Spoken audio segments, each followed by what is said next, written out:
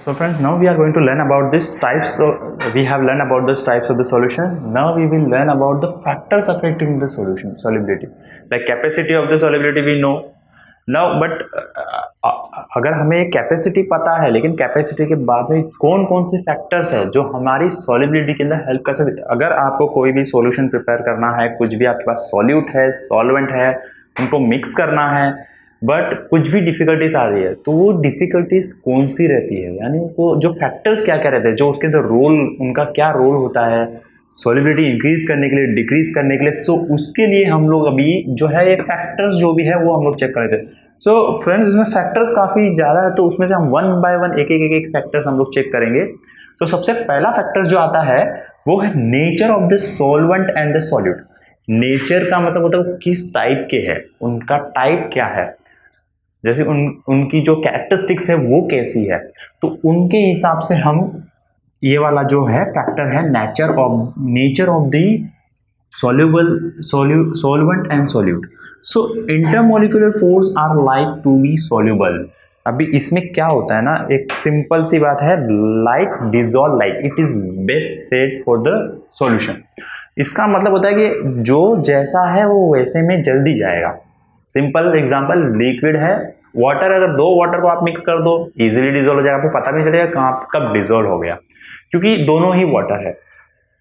उसके अंदर वाटर एक जो हो गया, एक जनरल टर्म हो गया। अभी हम थोड़ा और अंदर जाएंगे, वाटर के अंदर जाकर इसमें लिखा है intermolecular forces are like to be soluble. अगर उनके अंदर जो इंटरमोलिकुलर फोर्स है, हमने एक लिक्विड लिया, एक जूस लिया है और एक दूसरा जूस लिया है, दोनों जूसेस के अंदर अगर जो इंटरमोलिकुलर फोर्सेस है उनके अपने अंदर अगर इंटरमोलिकुलर सिमिलर्स है दोनों में, जैसे वाटर हो गया और आप अगर कोई भी एक सोडियम क्लोराइड पकड़ो, उनके अंदर जो इंटरमोलिकुलर फोर्सेस है ना वो सिमिलर है, इसलिए वो इजीली मिक्स हो जाते हैं। तो इसीलिए उनके intermolecular forces are like to be soluble. अगर वो सेम रहेंगे तो इजीली डिसॉल्व हो जाएंगे। अगर कोई भी सॉल्यूट ले लो, सॉल्यूट दोनों सॉल्यूट अगर दोनों में सेम इंटरमोलिकुलर फोर्सेस है तो दोनों मिक्स हो जाएंगे। उसके बाद में अगर सॉल्यूट और सॉल्वेंट लोगे तो सॉल्यूट और सॉल्वेंट के अंदर भी अगर सेम इंटरमोलिकुलर फोर्सेस होंगे तो मिक्स हो जाएंगे वो भी, और सॉल्वेंट तो इजीली हो जाते हैं। तो अभी हम एक एग्जांपल ले लेते हैं, sodium chloride dissolve in water. तो सोडियम क्लोराइड का मैंने आपको एक बेस्ट एग्जांपल बताया कि इनके अंदर जितने मॉलिक्यूल होंगे वो आपस में उतने ही जल्दी मिक्स हो जाएंगे। तो उसके अंदर क्या होता है, देखो उनके अंदर आयन डाइपोल इंटरैक्शन होता है, सोडियम और क्लोराइड, इन दोनों के बीच में क्या है, आयन डाइपोल इंटरैक्शन हो रहा है। और ये जो है ना सोडियम क्लोराइड, इन दोनों का वाटर मॉलिक्यूल्स के साथ में आयन क्या होता है, मैंने आपको एक बार फिर से आपको एक बार बता देता हूँ कि आयन क्या होता है।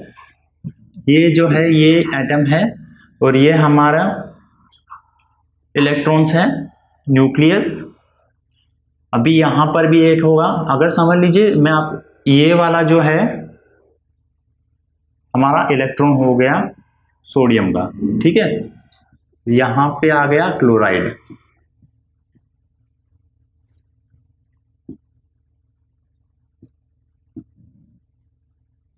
तो क्या होगा, यहां पर जितने भी इलेक्ट्रॉन्स होंगे,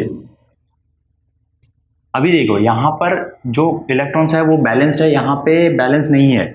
यहाँ पे इन दोनों के बीच में बॉन्डिंग हो जाएगी, लेकिन ये सिंगल रह जाता है। यहाँ पे इन सब के बीच में बॉन्डिंग हो रही है, ये सिंगल रहता है, तो ये यहाँ पे शेयर हो जाएगा। तो इनके बीच में जो फॉर्म हो रहा है ना उसको हम लोग आयनिक बॉन्ड बोलते हैं।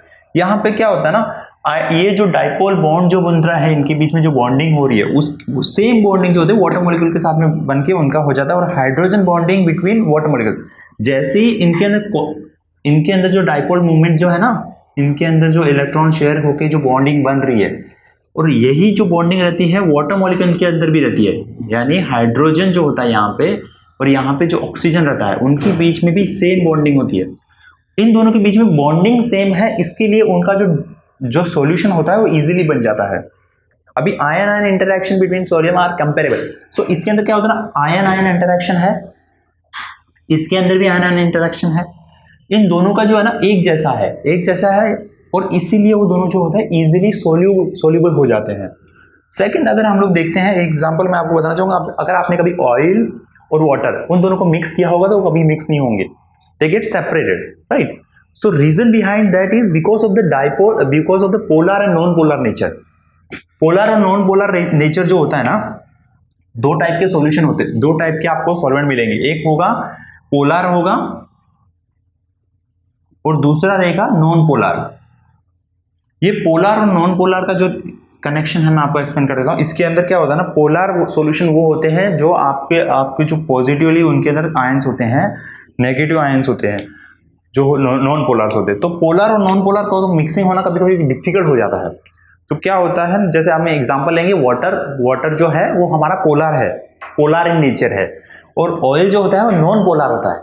तो इनके बीच में कभी भी मिक्स होना डिफिकल्ट हो जाता है, क्योंकि उनके अंदर जो इंटरैक्शन है, इंटरमोलिकुलर इंटरैक्शन है, वो टोटली डिफरेंट होता है दोनों के अंदर, इसलिए उनके अंदर कभी भी जल्दी सॉल्यूशन नहीं होता। तो अगर आपको कुछ भी नॉन पोलर अगर आपको डिसॉल्व करना है तो उसके लिए आपको नॉन पोलर सॉल्यूशन ही लगेगा। अगर आपके पास कोई भी सॉल्वेंट है जो आपको डिसॉल्व करना है तो आपको उसके लिए आपको एक नॉन पोलर ही कंपाउंड लेना पड़ेगा। नॉन पोलर के अंदर मैं आपको एग्जांपल दे सकता हूं, जैसे कि आप पकड़ सकते हो उसके अंदर बेंजीन पकड़ सकते हो। बेंजीन जो है एक नॉन पोलर कंपाउंड है, उसके अंदर आप, तो ये जो है ये बेंजीन को आपको अगर डिसॉल्व करना है तो आपको कोलेस्ट्रॉल ले सकते हो। ऑयल आप अगर कोई भी पकड़ते हो तो आपको उसके अंदर कोलेस्ट्रॉल आप यूज़ करोगे, कोलेस्ट्रॉल अगर आप यूज़ करोगे तो नॉन पोलर सॉल्वेंट्स को हम लोग मिक्स कर सकते हैं। सो यहाँ पे ये एक आ गया, और दूसरे जो अगर पोलर के अंदर आप पोलर ले सकते हो, यहाँ पे एक नॉन पोलर का एग्जांपल मैंने आपको बेंजीन दिया। तो बेंजीन जो है ना वो एक नॉन पोलर सॉल्वेंट है। अगर बेंजीन अगर आप वाटर के साथ में मिक्स करोगे तो कभी मिक्स नहीं होगा, वो ऊपर नीचे हो जाएंगे। सेम चीज अगर आप अल्कोहल को अगर मिक्स करोगे, अल्कोहल को आप वाटर के साथ में मिक्स कर लो, इजीली मिक्स हो जाएगा, क्योंकि दोनों के दोनों क्या है, पोलर सॉल्वेंट्स है। पोलर सॉल्वेंट दोनों साथ में आते हैं, एक ही सॉल्यूशन बनाएंगे और वो आपका जो है डिसॉल्युबिलिटी प्रॉपर्टी जो है उनकी मैच होती है। तो अभी हमें नेचर समझ में आ गया। नेचर के अंदर उनका क्या चाहिए, एक तो दोनों ही के अंदर similar type of molecular interaction होना चाहिए। जो चीज आपकी सॉल्वेंट है और सॉल्यूट है, उन दोनों के बीच में equal type of molecular interaction चाहिए, और at least it should be comparable. ठीक है, तो वो इजीली डिसॉल्व हो जाएंगे। उसके बाद में अगर डिसॉल्व नहीं होंगे तो वो कौन सी चीज होगी, नॉन पोलर। अगर आपके पास कोई भी कंपाउंड होगा तो वो कभी भी पोलर के साथ में डिसॉल्व नहीं होगा, क्योंकि दोनों का नेचर डिफरेंट है। पोलर अलग है, नॉन पोलर अलग है, दोनों कभी एक जैसे नहीं है, इसलिए डिसॉल्व नहीं होंगे। तो हमें नेचर समझ में आ चुका है उनका।